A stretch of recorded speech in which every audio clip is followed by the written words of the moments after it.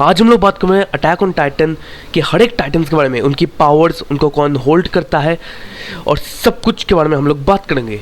So let's begin. हमारी list में सबसे पहले जो टाइटन आती है वो है कार्ड टाइटन, जिसका ओनर है, जिसको भी इनहेरिट करके रखी है पीक फिंगर, जो एक एल्डियन है और वो मार्ली के लिए काम करती है एज अ सोल्जर। तो कार्ड टाइटन को मैंने सबसे नीचे रखा है क्योंकि कार्ड टाइटन के पास फिजिकली कोई पावर नहीं है। मैं बोलूँगा इसके हाथ पैर भी तुमने देखे छोटे हैं और इतने ज़्यादा पावरफुल नहीं है, पर हाँ इसके जबड़े बहुत शक्तिशाली है। इसलिए तुमने देखा होगा सीज़न 3 में कि वो बहुत ही आसानी से ज़ीक को लेके वहाँ से भाग जाती है।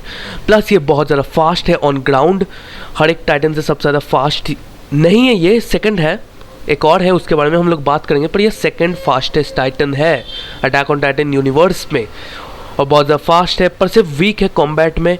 पर हाँ इसका एक एडवांटेज है कि तुम इसके ऊपर वेपन्स लगा सकते हो, जिसका इस्तेमाल सीज़न 4 में करते भी हैं मार्लियन सब लोग। सीज़न 4 के बारे में हम लोग अलग से वीडियो बनाएंगे और सीज़न 1, सीज़न 2, सीज़न 3 के बारे में हम लोग अलग से वीडियो बना चुके हैं, तो उसको जाके तुम लोग चेकआउट कर सकते हो। मैं प्लेलिस्ट डाल दूंगा, यही कहीं डाल दूंगा मैं, आई बटन में देख लेना। पर ठीक है, कार्ड टाइटन का इतना ही मैं बोल सकता हूँ। और पीक फिंगर के बाद किसने इसको इनहेरिट भी नहीं किया है अभी तक, उसी के पास कार्ड टाइटन की शक्तियाँ है। नेक्स्ट हम लोग बात कर रहे हैं जॉ टाइटन के बारे में। तो जॉ टाइटन को सबसे पहले ओन करने वाले थे मार्सेल गलियार्ड के पास था। तुम लोग ने देखा होगा सीजन 4 में इसकी मार्सेल गलियार्ड के पास था ये, जो राइनर, एनी और बेर्थोल्ट के साथ पैराडाइज आइलैंड गया था। पर अनफॉर्चुनेटली ymir जो थी उसने उसको खा लिया और उसने फिर जॉ टाइटन की पावर्स को इनहेरिट किया। उसके बाद जब ymir की डेथ हुई तब कोल्ड ग्रीस नाम का एक बंदा था जो मार्लियंस के लिए काम करता था, उसने फिर उसको इनहेरिट किया और फिर उसके मरने के बाद उसके भाई फेल्को ग्रीस ने उसको इनहेरिट किया। तो हाँ इसके टोटल चार लोग हैं, चार ओनर्स है। नाइस। तो जॉ टाइटन के बारे में, पावर के बारे में बात करें तो जॉ टाइटन सबसे ज़्यादा फास्टेस्ट टाइटन है, सारे 9 टाइटन्स में से सबसे फास्टेस्ट टाइटन है। और जॉ टाइटन का जो जबड़ा है वो बहुत ज़्यादा शक्तिशाली है। इतना शक्तिशाली है, तुमको याद है सीज़न 1 में एनी ने अपने अराउंड एक हार्डनिंग पावर से अपने आप को वो कर दिया था, पूरा शील्ड विल्ड कर दिया था। अगर सबके उनके पास, हम स्काउट्स वालों के पास जॉ टाइटन की पावर्स होती तो अब तक वो टूट भी जाया होता। तुमने अगर सीज़न 4 में, मैं बोल दो थोड़े हल्के फुल्के स्पॉयलर्स देता हूँ, तो सीज़न 4 में जॉ टाइटन को दिखाया भी गया है। एक्चुअली एडन ने जॉ टाइटन का इस्तेमाल किया था किसी तरह और जॉ टाइटन ने एक पूरे हार्डनिंग पावर, मतलब वही एक शील्ड टाइप बनाया गया था अपने वॉर हैमर टाइटन ने। उसके बारे में हम लोग पूरा डिटेल में बात करेंगे। इतना समझ लो कि एक जॉ टाइटन के पास इतनी ज़्यादा पावर है उसके जबड़े में कि वो उस हार्डनिंग को एक्चुअली क्रश कर सकता है। हाँ इतना पावरफुल है, और वैसे इतनी ज़्यादा फिजिकल स्ट्रेंथ तो नहीं है पर बहुत फास्ट है और क्रशिंग बहुत अच्छी तरह से वो कर सकता है। अब हम लोग बात करने वाले हैं फीमेल टाइटन के बारे में। फीमेल टाइटन को तुमने सीज़न 1 में ही देखा होगा, सीज़न 1 के बारे में नहीं पता देख लेना, तो मैं प्लेलिस्ट डाल दूँगा। पर फीमेल टाइटन के पास भी बहुत ज़्यादा पावर है एक्चुअली। तो फीमेल टाइटन की जो ओनर है जिसका नाम है एनी लियोनहार्ट, और अभी तक एनी लियोनहार्ट ही है उसकी ओनर, उसके बाद कभी चेंज नहीं हुआ। तो इस फीमेल टाइटन में क्या पावर है? फीमेल टाइटन अजिलिटी, उसके बाद स्पीड बहुत है, वो अजाइल है बहुत। और सबसे बड़ी बात, अगर फीमेल टाइटन चिल्लाती है तो वो दूसरे जो भी नॉर्मल टाइटन्स है, not Titan shifters, normal titans को वो अपनी तरफ आकर्षित कर सकती है। हाँ तुमने सीज़न 1 में देखा होगा जब फीमेल टाइटन जब मुश्किल में थी, जब उसने बहुत ज़ोर से चीखा था और बाकी सारे टाइटन्स को आकर्षित किया था। तो ये पावर बहुत ज़्यादा अच्छी है। और एक और पावर है जो फीमेल टाइटन मतलब उसको पावरफुल बनाती है और बहुत स्पेशल भी बनाती है कि उसकी हार्डनिंग पावर, वो चाहे तो किसी भी अपने बॉडी पार्ट को हार्डन कर सकती है। मतलब वही हार्डनिंग पावर बहुत ज़्यादा पावरफुल है, तो अपने किसी भी बॉडी पार्ट को हार्डनिंग पावर से कर सकती है। मतलब एक टाइप का डिफेंसिव अटैक है वो। और तुमने देखा भी होगा जब उसका गला भी काटने को गया था तो वो अपने गले को हार्डनिंग पावर से एक तरह से शील्ड बनाई हुई थी, और लास्ट में जब उसको मार ही दिया जाने वाला था तो अपने आप को उससे अपने हार्डनिंग पावर से एक शील्ड कर दिया और उससे अभी तक कोई तोड़ नहीं पाया, एक्सेप्ट जॉ टाइटन जिसके पास इतनी ज़्यादा पावर है अपने जबड़ों में कि वो उसको काट सकती है, उसको डिस्ट्रॉय कर सकती है, पर और कोई इसको डिस्ट्रॉय नहीं कर सकता। फाउंडिंग टाइटन के अलग ही है, फाउंडिंग टाइटन के बारे में बात नहीं कर रहा। पर एनीवेज नेक्स्ट हम लोग बात करने वाले हैं कोलोसियल टाइटन के बारे में। कोलोसियल टाइटन के 2 यूजर्स हैं, एक तो अपना बेर्थोल्ट सबसे पहले था, और बाद में जाके आर्मिन को कोलोसियल टाइटन की पावर्स मिल गई थी। तो कोलोसियल टाइटन के 2 यूजर्स हैं, पर इसकी पावर्स क्या है? कोलोसियल टाइटन सबसे ज़्यादा लंबा टाइटन है, सबसे ज़्यादा बड़ा टाइटन है, ये तो उसकी है। पर उसका डिसएडवांटेज भी यही है कि वो बहुत धीरे धीरे अपने हाथ पैर चलाता है, बहुत स्लो टाइटन है, पर बहुत लंबा टाइटन है उसको, इसलिए उसको हाइट एडवांटेज हमेशा मिलती है। साथ ही में मैं कोलोसियल टाइटन को एक टैंक की टाइप का एक टाइटन बोलूँगा, क्योंकि ये है ही ऐसा, क्योंकि इसका काम वैसा ही है कि दीवार को तोड़ना, एक टाइप का डिफेंस करना, जिससे बाकी टाइटन्स एंटर करके अटैक कर सके। पर जो भी है, कोलोसियल टाइटन की पावर्स बहुत ही ज़्यादा पावरफुल है। कोलोसियल टाइटन अपने हीट वेव्स छोड़ सकता है। हीट वेव्स समझ सकते हो, तुमने अगर सीजन 3 देखा होगा तो वो हीट वेव्स छोड़ा था आर्मिन के ऊपर। आर्मिन पूरा जल के राख हो गया था, 1% लाइफ में वो बचा था। उसके बाद उसको कोलोसियल टाइटन खिला दिया गया था एंड ऑल। पर जो भी है, कोलोसियल टाइटन अपने हीट को कंट्रोल कर सकता है, वो कभी ज़्यादा कम कर सकता है, और वो एक हॉट स्टीम भी छोड़ सकता है। तुम देखते हो जब भी कोलोसियल टाइटन को वो कोई अटैक करता होगा, जब तुमने देखा होगा सीजन 2 में, तब वो अपने ऊपर हीट वेव्स छोड़ता है, जिससे बाकी लोग एंटर नहीं कर पाए, क्योंकि हीट वेव छोड़ोगे तो तुम जल जाओगे, एक्चुअली तुम बॉयल हो जाओगे। तो ये तो है, इसलिए उसके ऊपर अटैक करना बहुत ज़्यादा मुश्किल हो जाता है। प्लस वो तो लंबा चौड़ा है ही। तो हाँ, इतनी ही पावर है कोलोसियल की, पर इतनी ही काफ़ी है उसको एक बहुत पावरफुल टाइटन बनाने के लिए। अब हम लोग बात करने वाले हैं आर्मर्ड टाइटन का। आर्मर्ड टाइटन को हमने बहुत ही पहले सीजन 1 से देखा है, सीजन 2 में भी देखा है, सीजन 3 में भी थोड़ा सा देखा है, और सीजन 4 में भी हम लोग देखेंगे। तो आर्मर्ड टाइटन का होल्डर है, जो ओनर है, उसका नाम है राइनर, तुम लोग को पता ही होगा। तो आर्मर्ड टाइटन की पावर्स भी बहुत ही अच्छी है। तो आर्मर्ड टाइटन तुमने नाम से ही समझ लिया होगा, इसकी पावर है हार्डनिंग। इसको हार्डनिंग एक्स्ट्रा इसको पावर की ज़रूरत ही नहीं है। इसका पूरा बॉडी पहले से ही हार्डनिंग और आर्मर से पूरा घिरा हुआ होता है, जो इसको पहले से ही बहुत ज़्यादा स्ट्रॉन्ग बना देता है। इसको अटैक कर दोगे तो ये आर्मर से पहले बचेगा। तुमको इसके आर्मर को पहले डिस्ट्रॉय करना होगा, उसके बाद उसके ऊपर अटैक करना होगा, तभी उसको डैमेज पड़ेगा, जो इसको बहुत ज़्यादा पावरफुल तो बना ही देता है। तो ये अपनी क्रिस्टल लाइक हार्डनिंग का इस्तेमाल तो कर ही सकता है। साथ ही में इस अपना जो राइनर, इसके पास एक एबिलिटी है, मुझे लगता है ये आर्मर टाइटन का एक एबिलिटी है।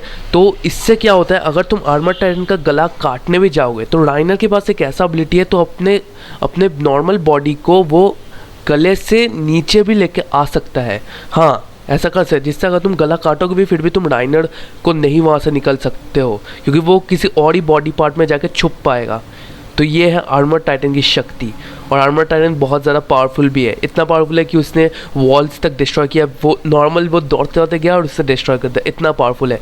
साथ ही में इसने अटैक टाइटन के साथ भी लड़ाई किया है, बहुत ज़्यादा टक्कर दी है। अब हम लोग बात करने वाले हैं बीस्ट टाइटन के बारे में। तो बीस्ट टाइटन की शक्तियों के बारे में हमें ज़्यादा कुछ तो नहीं पता, एनीमे में भी दिखाया नहीं अच्छे तरह से, क्योंकि बीस्ट टाइटन ज़्यादातर वो पत्थर लेता है, उसको तोड़ता है और थ्रो करता है। तो ये तो कोई एबिलिटी मुझे नहीं लगती ये यूज़ करता है। पर मैंने थोड़ा रिसर्च किया और मुझे पता चला कि बीस्ट टाइटन की मेन एबिलिटी जो है कि वो किसी भी एनिमल का फॉर्म यूज़ करके उसकी कैरेक्टरिस्टिक्स का वो इस्तेमाल कर सकता है। इसका ओनर ज़ीक येगर है, जो अपना जो एरन है उसका स्टेप ब्रदर है, और ज़ीक येगर ने अपने जो बीस्ट टाइटन है उसको एक जायंट मंकी के फॉर्म में प्रेजेंट किया है। उसने उसकी कैरेक्टरिस्टिक्स का इस्तेमाल किया। इससे तुम देखते होगे वो जो बीस्ट टाइटन है वो थोड़ा एक जंगली बंदर जैसा दिखता है, और वही बीस्ट टाइटन की पावर है। तुम जैसा भी कैरेक्टरिस्टिक्स चाहो तुम ले सकते हो। तो हाँ, इतना ही एबिलिटी के बारे में बताया गया है। वैसे तो हमें ज़्यादा कुछ एबिलिटी के बारे में बीस्ट टाइटन के बारे में कभी बताया नहीं गया होगा। तो हाँ, पर बीस्ट टाइटन बहुत पावरफुल है। अब हम लोग बात करने वाले हैं वॉर हैमर टाइटन के बारे में। हाँ, वॉर हैमर टाइटन को हमने सीजन 4 में पहली बार देखा था, उससे पहले हमने देखा भी नहीं था उसको, और ये सबसे लास्ट में हमें दिखाया गया था। तो वॉर हैमर टाइटन क्या है? वॉर हैमर टाइटन का सबसे पहले ओनर तो थी लारा टाइबर, और फिर बाद में जाके एरन उस पावर को ले लेता है। इसके बारे में हम लोग डिटेल्स में सीजन 4 की जब एपिसोड हम लोग बनाएंगे तब वहाँ पे हम लोग डिटेल्स में इसके बारे में जानेंगे। तो वॉर हैमर टाइटन की पावर्स क्या है? वॉर हैमर टाइटन की पावर बहुत ही सिंपल है और बहुत पावरफुल भी है। तो वॉर हैमर टाइटन क्या कर सकता है, वो तुम लोगों को पता हो, जो हार्डनिंग मैं इतना समय से बोल रहा हूँ, वो जिस चीज़ से बनता है वो उस चीज़ को प्रोड्यूस कर सकती है और मैनिपुलेट कर सकती है, और उसको जैसा भी आकार वो चाहे वो बना सकती है। अगर तुम सीज़न 4 की मैं बात करूँ, थोड़ी सी मैं स्पॉयलर्स देता हूँ, तो जब एडन जो अटैक टाइटन था उसके साथ जब उसकी लड़ाई होती है वॉरहैमर टाइटन की, तो बहुत बार उन सारे जो हार्डनिंग पावर्स होती है उनको मैनिपुलेट करके, उनको प्रोड्यूस करके, उनको वेपन जैसे स्ट्रक्चर्स पे बना के अटैक टाइटन मतलब एडन येगर पर अटैक भी करती है उसका इस्तेमाल करके, और ये बहुत ज़्यादा पावरफुल अटैक भी है, तो समझ सकते हो। और तुम लोगों को पता है एनीमे की स्टार्टिंग में अटैक टाइटन के पास हार्डनिंग की पावर्स नहीं थी, फिर जाके वो सीखता है, पर वॉरहैमर टाइटन उसका भी बहुत ही ऊपर वाला लेवल है कि वो मैनिपुलेट करके कुछ भी बना सकता है। अभी तक हम लोग देख रहे थे कि हार्डनिंग से हम बहुत कुछ कर सकते हैं, अपने आप को प्रोटेक्ट कर सकते हैं, और वॉल्स को भी, मतलब वो तो अपना एडन येगर करता था, पर वॉरहैमर टाइटन क्या करता है, वो उससे वेपन्स बना सकता है, मतलब समझ रहे हो, वेपन्स बना के फिर अटैक करता है। तो हाँ, पर लास्ट में जाके अपना जो एडन येगर होता है वो बाद में वॉरहैमर टाइटन को इनहेरिट करता है, उसकी पावर्स को, जो बहुत ज़्यादा उसको पावरफुल बना देता है। अब हम लोग बात करने वाले अटैक टाइटन के बारे में। एडन येगर को इसी की पावर्स मिली है, तो इसका जो सबसे पहला ओनर था, उसका नाम है क्रूगर, जो सबसे पहले उसके पास अटैक टाइटन की पावर थी, फिर वो पास ऑन हुई थी एडन के पिताजी ग्रीशा येगर के पास, क्योंकि जो क्रूगर था उसके 13 साल होने वाले थे और 13 साल के बाद वो मरने वाला था, तो उसने पास ऑन कर दिया ग्रीशा येगर के पास। और फिर ग्रीशा येगर गया था, जो रॉयल ब्लड के जो फैमिली है उसके पास वो गया था अपना ग्रीशा येगर, वहाँ से उसने फाउंडिंग टाइटन को इनहेरिट किया और फिर उन दोनों की पावर्स को एडन येगर पे इंजेक्ट कर दिया। और अपने जो एडन येगर है उनके पास पहले से ही अटैक टाइटन और फाउंडिंग टाइटन की पावर थी, पर फाउंडिंग टाइटन की पावर उसने कभी इस्तेमाल ही नहीं की, बिकॉज वो रॉयल ब्लड का नहीं है, और रॉयल ब्लड नहीं होगा तो उसके फाउंडिंग टाइटन की पावर्स वो कभी भी यूज़ नहीं कर पाएगा। हाँ, तो वो हमेशा से अटैक टाइटन की पावर्स पे ही निर्भर था। अब मैं अटैक टाइटन की थोड़ी पावर्स के बारे में बता देता हूँ। अटैक टाइटन जो है वो क्लोज कॉम्बैट कर सकता है, उसके बाद बहुत ज़्यादा स्ट्रेंथ है, एजिलिटी है, बिल्कुल फीमेल टाइटन की तरह। पहले तो उसे हार्डनिंग नहीं आती थी, पर फिर एडन जाके उस हार्डनिंग को सीखता भी है, तो थोड़ा फीमेल टाइटन जैसा ही है। पर एक चीज़ है अटैक टाइटन में जो हमें बहुत बाद में जाके पता चलता है, और ये बहुत ज़्यादा स्पेशल है। अटैक टाइटन के पास एक बहुत ही सीक्रेट एबिलिटी है कि वो दूसरों की मेमोरीज़ को, दूसरे टाइटन्स की मेमोरीज़ या दूसरे लोगों की मेमोरीज़, ऐसा तो कुछ है, उनको वो झांक सकता है, जिससे अपना जो एडन था उसे सीक्रेटिवली दूसरों अपने पापा की मेमोरीज़ को उसने झांका था, और उसको पता चला था कि एक्चुअली क्या हुआ था पिछले टाइम में, क्या हुआ था क्या नहीं हुआ था, और फिर उसने अपना मास्टर प्लान किया था, जो हमें सीजन 4 में जाके पता भी चलता है। तो हाँ, अटैक टाइटन की ये बहुत ही ज़्यादा सीक्रेट एबिलिटी है, जो एडन ने किसी तरह उसको पता चल गया था, और बहुत ही ज़्यादा स्पेशल और बहुत ज़्यादा पावरफुल एबिलिटी है। अब हम लोग बात कर लो सबसे पावरफुल टाइटन और सबसे पहला टाइटन जो आया था, और उसी के बाद बाकी टाइटन्स आए थे, वो है फाउंडिंग टाइटन। अब फाउंडिंग टाइटन सबसे ज़्यादा पावरफुल है। फाउंडिंग टाइटन को एकदम पहले उसका ओनर थे यमीर फ्रीट्स, जो एक्चुअली जो किंग है उस मतलब रॉयल फैमिली की एक वो हिस्सेदार थी। उसके बाद वो जाके पास ऑन होती है उड़ी रेस के बाद, जो एक और रॉयल ब्लड की मेंबर होती है। फिर जाके अपना जो ग्रीशा येगर होता है उसको वो मार के फाउंडिंग टाइटन को इनहेरिट करता है, और फिर वो जाके एक सीरम बनाता है और अपने बेटे एडन येगर को इंजेक्ट करता है। फिर एडन के पास फाउंडिंग टाइटन की पावर्स आती है, दो वो रॉयल ब्लड का नहीं है, इसलिए वो एडन कभी भी फाउंडिंग टाइटन का पावर्स को यूज़ नहीं कर पाता है, बट लास्ट में जाके वो यूज़ करता है, जिसके बारे में हम लोग सीजन 4 में बात करेंगे। तो इतना समझो फाउंडिंग टाइटन सबसे ज़्यादा पावरफुल है, और इसके पास क्या क्या एबिलिटीज़ है। पहली बात तो फाउंडिंग टाइटन चाहे तो वो किसी भी एल्डियन जो लोग एलिजिबल है टाइटन बनने के लिए, वो उनकी मेमोरीज को हटा सकते हैं, इरेज कर सकते हैं और मैनिपुलेट कर सकते हैं। जो भी फाउंडिंग टाइटन को इनहेरिट किया है वो चाहे तो वो कुछ भी कर सकता है उनके मेमोरीज के साथ, और वो जब चाहे वो किसी भी एल्डियन को टाइटन में बदल सकता है। उसके पास ये एबिलिटी है, और वो बहुत कुछ कंट्रोल करता है, वो हर एक टाइटन को अपने हिसाब से कंट्रोल कर सकती है। इतना सिर्फ समझ लो, फाउंडिंग टाइटन सारे टाइटन्स का भगवान है, और वो सबको कंट्रोल कर सकती है। फाउंडिंग टाइटन की इतनी ज़्यादा पावरफुल है, और तुम सीजन 4 के प्रोग्रेस में जाते हुए देखोगे कि फाउंडिंग टाइटन से एडन येगर क्या क्या किया है। तो हाँ, इतना ही है। सारे 9 टाइटन्स के बारे में मैंने तुम लोगों को बता दिया है। वीडियो अच्छी लगे तो लाइक कर देना, शेयर कर देना, सब्सक्राइब कर देना। मिलता अगली वीडियो में, तब तक के लिए गुड बाय।